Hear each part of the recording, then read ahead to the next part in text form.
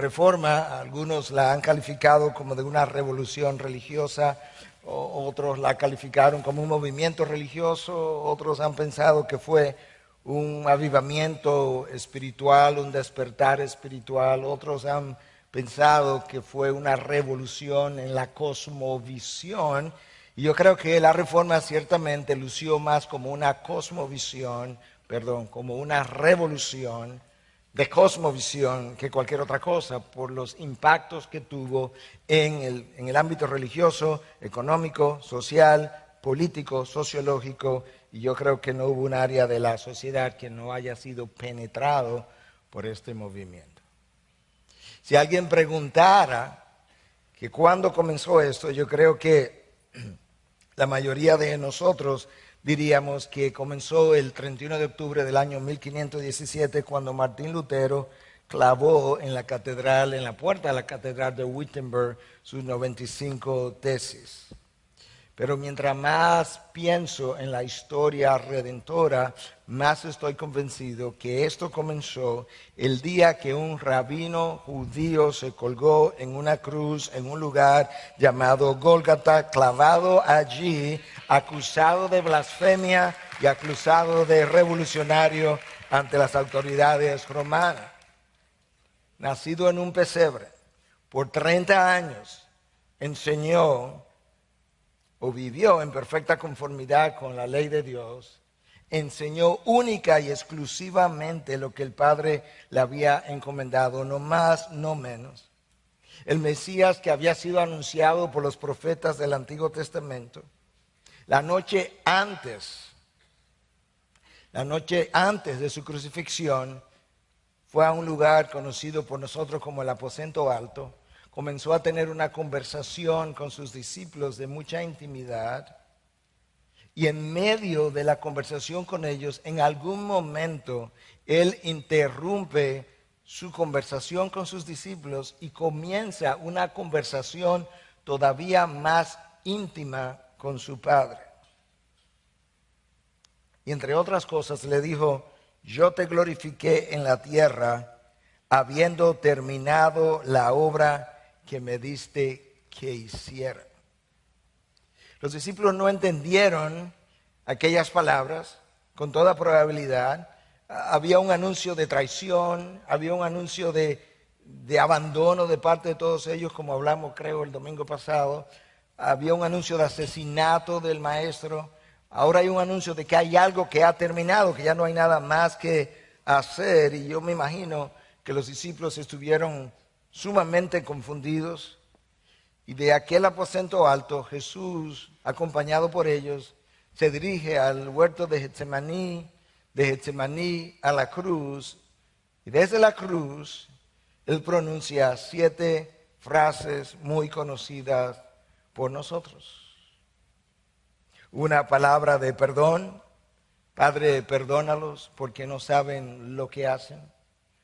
Hubo una palabra de salvación: te aseguro o en verdad te digo que hoy estarás conmigo en el paraíso. Hubo una palabra de amor o de devoción: mujer, he ahí tu hijo, hijo, he ahí tu madre. Hubo una palabra de angustia: Elí, Elí, lema sabachthani, Dios mío, ¿por qué me has abandonado? Hubo una palabra de sufrimiento o de necesidad humana: tengo sed. Hubo una palabra de triunfo: consumado es, tetelestai. Y hubo una palabra de seguridad: en tus manos encomiendo mi espíritu. La controversia de Lutero con la Iglesia de Roma está directamente relacionado a la frase consumado es. Es inconcebible, era inconcebible para Lutero, lo es para nosotros, que alguien pudiera tratar de obtener el perdón de Dios, ya sea a través de la venta de las indulgencias o a través de hacer oraciones a Dios o a María o a cualquier otro después de la confesión de pecado, como una forma de pagar una deuda que Cristo canceló en la cruz y que Él promulgó como tetelestai. Consumado es. pago por completo, cancelada la deuda. Dicha doctrina, que fue el eje alrededor del cual la reforma surgió, la justificación por la fe, está en directa contradicción, la manera como se practicaba, en directa contradicción y se practica hoy con aquella frase, consumado es. Y esa es la frase que yo quisiera analizar en el día de hoy. En realidad, la historia, perdona mi voz, y algunos de ustedes pueden orar por ella para que yo pueda terminar. Porque no estaba seguro que iba a terminar el anterior y nos queda uno más. En realidad la historia comenzó en la eternidad pasada. En algún momento, desconocido para nosotros, la Trinidad consultó entre ellos. Y antes de la fundación del mundo, ellos vislumbraron la historia de la humanidad. Y en esa conversación vislumbraron la creación de Adán y Eva y la caída de Adán y Eva y la ruina de la raza humana.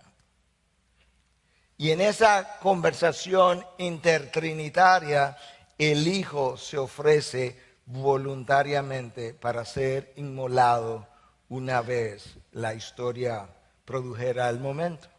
Por eso es que Pedro dice en su primera carta 1:20 que Jesús estuvo preparado desde antes de la fundación del mundo.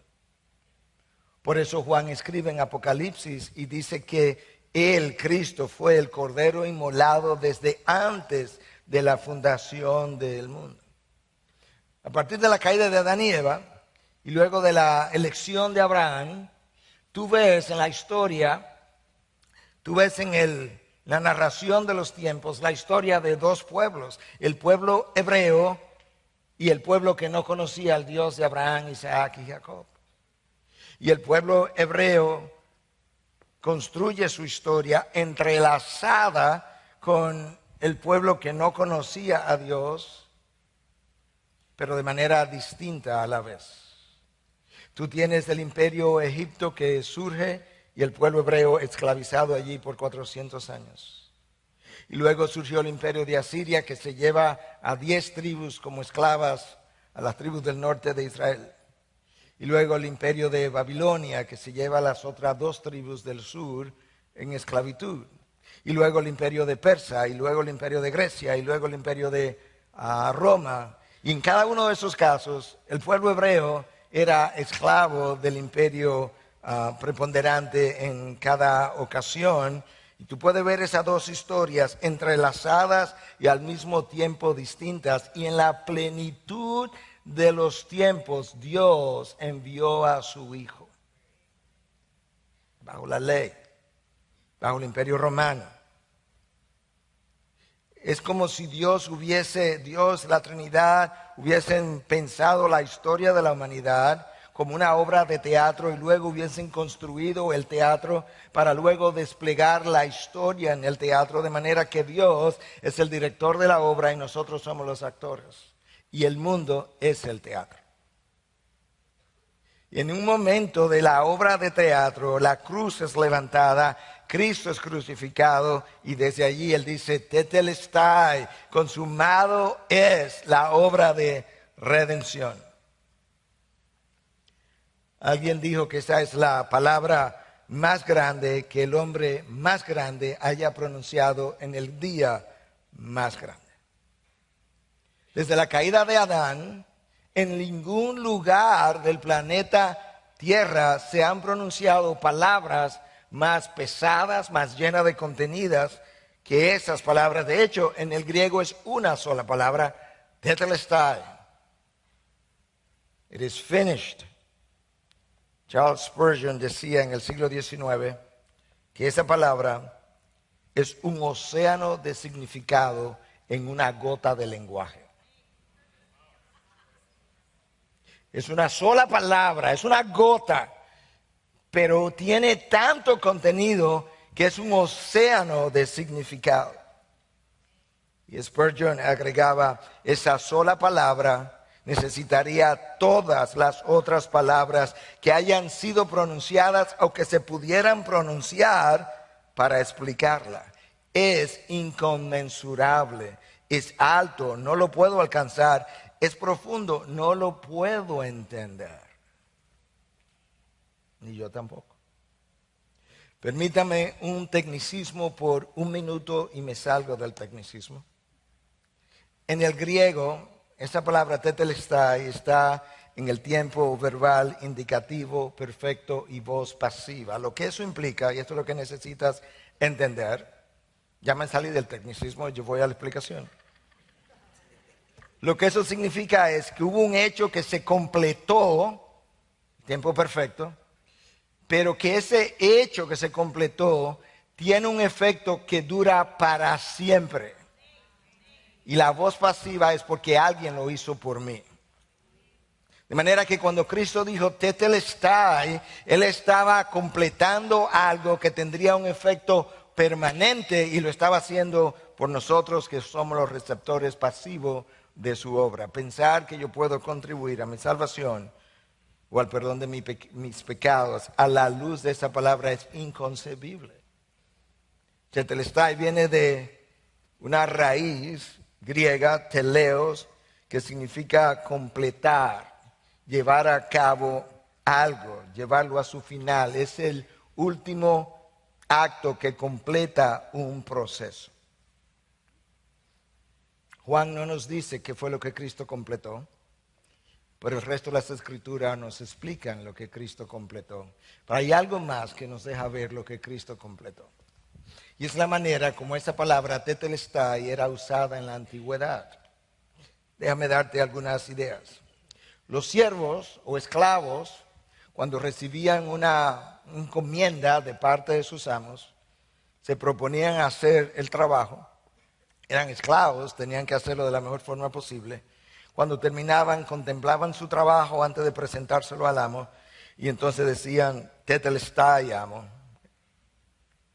Lo que me encomendaste, lo completé. Eso es exactamente lo que Cristo dice en Juan 17:4. Señor, yo he completado la obra que me diste. Yo te glorifiqué en la tierra habiendo terminado la obra que me diste que hiciera.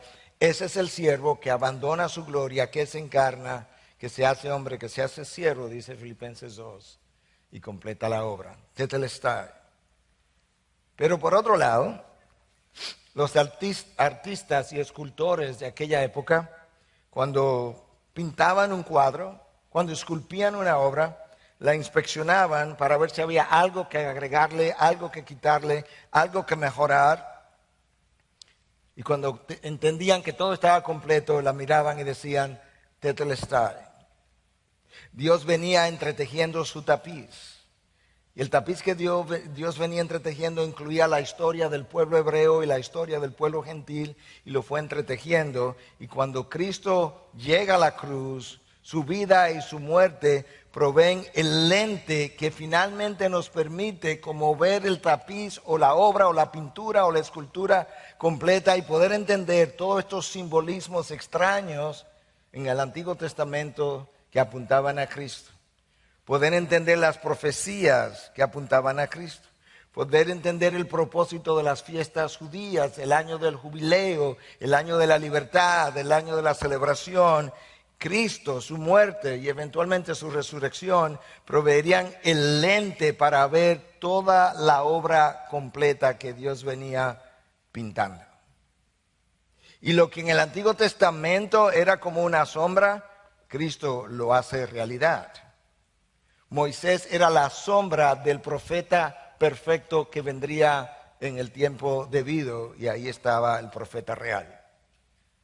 Aarón era como la sombra del sumo sacerdote que se sentaría a la derecha del Padre. David era la sombra del rey del universo que gobernaría con soberanía. De manera que Jesús es la realidad de las sombras del Antiguo Testamento. Y ahora él podía mirar su obra, sentirse satisfecho y decirle al Padre, yo he concluido. Los sacerdotes usaban la palabra tetelestai. era costumbre traer un cordero para ofrecer sacrificio y obtener perdón de pecados. Cuando el sacerdote tomaba el cordero en la mano y lo levantaba y lo examinaba por todas partes, por debajo, por detrás, por arriba, la cabeza, los ojos, para asegurarse que era un cordero perfecto, listo para ser ofrecido, cuando él entendía que ese era el caso, él decía, tetelestai, es perfecto, no tiene mancha, no tiene defecto. Eso dice Pedro de Jesús en su primera carta en 1:18 y 19. Cristo fue la ofrenda sin tacha y sin mancha. Tetelestai. Los comerciantes usaban la palabra.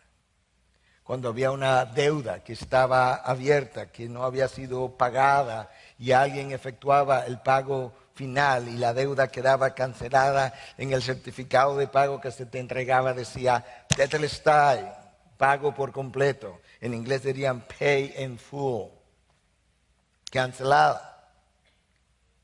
Por eso dice alguien, Mark Johnston, que este fue el grito de logro que la creación había estado esperando desde la caída de Adán. Es un grito que no solamente lo oyó el que estaba al pie de la cruz, esto es un grito que lo oyó el universo entero, porque la creación entera gime a una con dolores de parto, dice el apóstol Pablo. Y esperaba por esto, esperaba por la consumación de la obra de redención. El día que Cristo dijo, consumado es, el infierno tembló. Ellos sabían lo que eso representaba.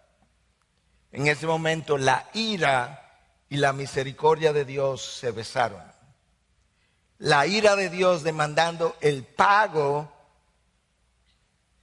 debido a Dios por la deuda moral del hombre, y la misericordia de Dios en Cristo ofreciéndose para hacer dicho pago.